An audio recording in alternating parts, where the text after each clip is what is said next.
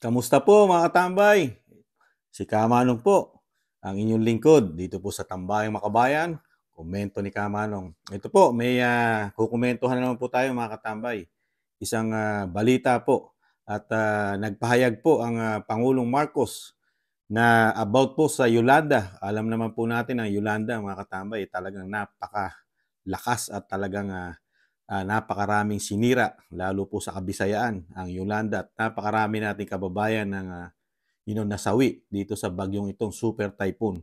Pero po sa kabila pong ito, may pahayag po ang Pangulong Marcos about sa Yolanda at sinalag po ng dating secretary po sa panahon po ni dating Pangulong Duterte. At itinatama po ni Secretary Panelo ang pahayag ng Pangulong Marcos tungkol dito sa Yolanda. Pakinggan po natin at nang malaman natin at komentuhan po natin mga katambay. Umpisahan na po natin. The President must have been... Sandali lang po, nagkakarga po yung ating... This situation now, the departure of former Okay. Senator The President must have been misinformed. Mukhang mali ang impormasyon na tanggap niya.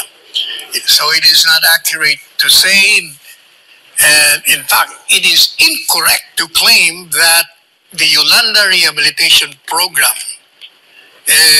nagsimula lang, according to President Marcos Jr., 2 years ago.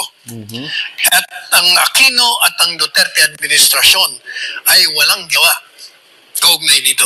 Agad na pinasinungalingan ni dating Chief Presidential Legal Counsel Attorney Salvador Panelo ang pahayag ni Pangulong Bongbong Marcos matapos nitong sabihin na walang ginawa ang mga administrasyong Aquino at Duterte para maibangon ang lungsod ng Tacloban matapos itong bayuhin ng Super Typhoon Yolanda taong 2013.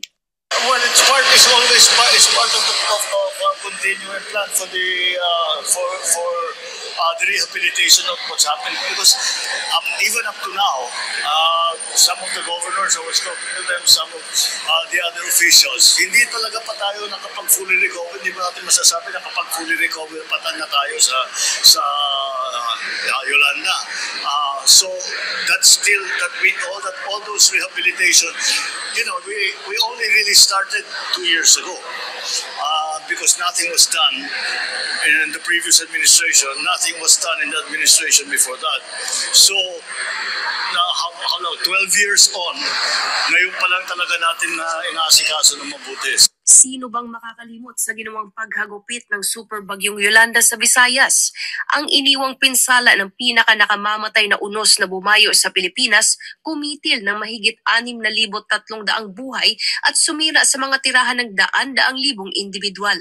Si dating Pangulong Noynoy Aquino ay naglabas ng Memorandum Order No. 62 Series 2013 para sa paglikha at mga tungkulin ng Presidential Assistant for Rehabilitation and Recovery o PAR para pangasiwaan ang paggawa ng mahigit 160 billion pesos na Comprehensive Rehabilitation and Recovery Plan o CRRP at ang implementasyon nito. Sa isang dokumento na ibinigay ng Department of Social Welfare and Development o DSWD kay Attorney Panelo, makikita ang iba't ibang accomplishment ng pamahalaan hanggang taong 2017. Noong Disyembre 7, 2017, may kabuuang 1,150,636 families o 110% ng kabuuang CRRP target na 1,048,637 families ang nakinabang o nakatanggap ng kanilang tulong. Samantala, ang Administrasyong Aquino ay nakapagtayo ng 160,000 pabahay at nagsimula kaagad ang distribusyon nito noong 2014. Para naman sa Administrasyong Duterte, Meron ho silang target na yung mga naiwan na mga hindi pa nagagawang housing units, tatapusin nila. At yun ay, in 2022, natapos nila. 85% ang natapos nila. Nung matapos ang termino ni Presidente Duterte, 85% of the targeted figure of 205,000 housing units have been distributed. 85% to. So may natirang 50%. sa kabila nito, naniniwala si Attorney Panelo na Grabe po mga tambay, talagang hindi po yata tama ang mga figure na dumarating po kay Pangulong Marcos mga katambay. At alam naman po natin na buhay pa ang Pangulong Marcos noong Yolanda. At nakita niya po ang kung paano po siguro dahil siya ay isang Pilipino, ang ating Pangulo, at siya po ay nakatira sa Pilipinas. At yung parte ng Yolanda ay ang mga kamag-anak niya po ang nahandon. Ang mga Romualdez po, ang mayor, ang governor, ang congressman, at ang speaker, di po ba?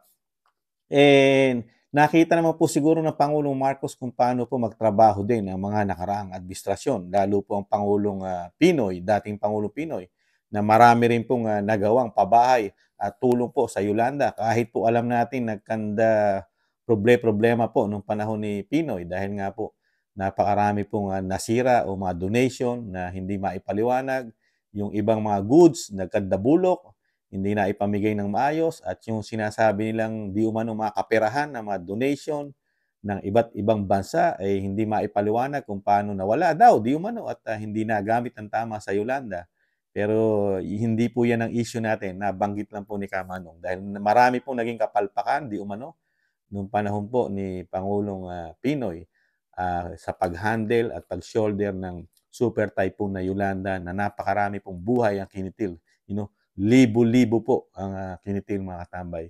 Pero napakarami rin pong naipagawa ng mga pabahay at na-distribute po sa ating mga kababayan sa Tacloban, mga katambay. At ganun din po ang sinasabi ni Secretary o Attorney Panelo na talagang 85% na target ng administrasyong Duterte ay natapos. Mahigit 200,000 mahigit 200,000, 200,000 plus ang na-distribute at naipamigay sa ating mga kababayan sa Tacloban. Pero sa kabila po nun, 15% na lang po ang naiwan. 15% na lang po sa figure na sinasabi ni Atty. Panelo ang naiwan proyekto sa Tacloban. Pero po, sa pahayag po ng ating Pangulo na sinasabi nga ni Atty. Panelo na parang mali ang figure na nakakarating sa Pangulo. Parang walang nagawa. Parang hindi po nakagawa ang dating Pangulong Pinoy at lalong-lalo na ang dating Pangulong Duterte, mga katambay. Parang walang nagawa sa Tacloban. At ngayon lang po sila gumagawa. 2 years ago lang halos nila, inuumpisahan ang kakulangan ng sinasabing napakalaking kakulangan ng dalawang administrasyon nagdaan.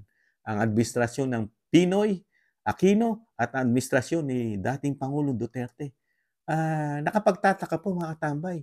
Tao na ang Pangulong Marcos noong mga panahon na yun. At alam niya sitwasyon. Di po ba? At nagpupunta po siya ron dahil may kamag-anak siya sa Tacloban. Pero ngayon, dinidiscredit niya po yung dalawang Pangulong nagdaan na halos walang nagawa. Doon sa pinakamalaking trahedya nangyari sa ating bansa, ang super typhoon na Yolanda. At kumitil ng libo-libong kababayan natin. Na parang sinisisi o nawala pa di umano nagawa. Lalo-lalo Pangulong Duterte na 85% ng mga proyekto gagawin sa Tacloban. Ang natapos. 15% na lang ang naiwan sa administrasyon ni Pangulong Marcos. Pero parang ang lahat po nawala ng saysay po. Wala ng saysay yung 85% na sinasabi ni Secretary o Attorney Panelo po, mga tambay, ni dating Secretary po, na ngayon attorney po si Attorney Panelo. Kaya itinatama po ni Attorney Panelo, mga tambay, yung mga impormasyon na nakakarating sa Pangulong Marcos o na hindi yata nagre-research yung kanyang mga secretary na nagbibigay sa kanya ng impormasyon sa mga pinapahayag niya, lalo po sa media, na talagang parang walang nagawa ang Pangulong Duterte na 85%, mga tambay. Kayo po ba'y naniniwala ron? Yung mga kababayan po natin ang makapagsasabi niyan. Hindi po ang Pangulong Marcos, mga tambay. Hindi po si Pangulong Marcos ang makapagsasabi po na walang nagawa at talagang kulang ang nagawa ng administrasyon ni Pangulong Duterte at na administrasyon ni Pangulong Pinoy. Sa panahon ni Pinoy, may nagawa. Kahit papaano, nakapag-distribute, nakatulong, nilaanan ng pondo. Lalong pinakamarami nagawa sa administrasyon ni Pangulong Duterte na hindi malaki credit, hindi kine-credit na administrasyon na Marcos ang mga nagawa ng administrasyon ni Duterte, ni dating Pangulong Duterte, mga tambay. Ganun na po ba karumi, kadungis ng politika sa ating bansa, mga tambay? Ang mga Pilipino gising na. Gising na dahil parang kailan lang po yung panahon ni Pangulong Duterte, yung 6 na taon na panunungkulan ni Pangulong Duterte. Kailan lang yan?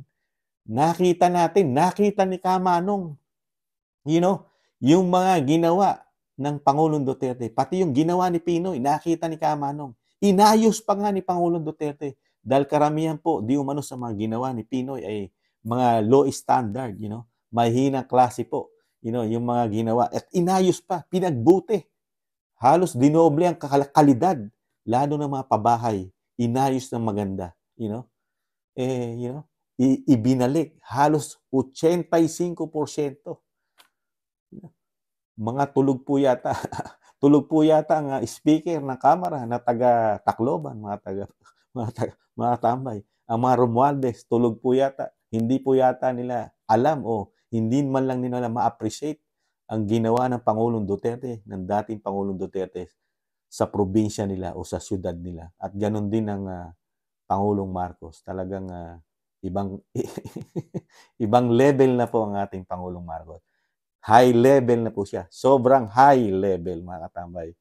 Talagang wala po siyang nakita, walang magandang nakita, at ni isa walang matandaan ang ating Pangulong Marcos di umano sa nagawa ng Pangulong Duterte, ng dating Pangulong Duterte. Nada. Talagang pagtungtong lang po na administrasyon ni Pangulong Marcos, doon lang po nag-uumpisa ang paggawa at pagpapaunlad ng bansa, lalo ng Yolanda, mga katambay, ang probinsya ng Tacloban. Yung nangyari sa Yolanda, ngayon palang ibinabangon ng Pangulong Marcos. Dahil yung dalawang administrasyon, wala halos nagawa. Kulang na kulang. Yung 15% ang natira, yung pa yung sinasabing napakalaking gagawin. Halos 15% na lang ang natirang gagawin, mga katambay. Ikumpara mo sa 85%, ayon kay Atty. Panelo. Nakakati ng tenga, mga katambay. Dahil sa politika. Ganyan po nangyayari. Hindi po katulad ni dating Pangulong Duterte. Hindi siya tumingin sa politika kung ano nagawa nung previous administrasyon. Hinigitan niya pa. Hindi niya pinulitika. Hindi niya siniraan.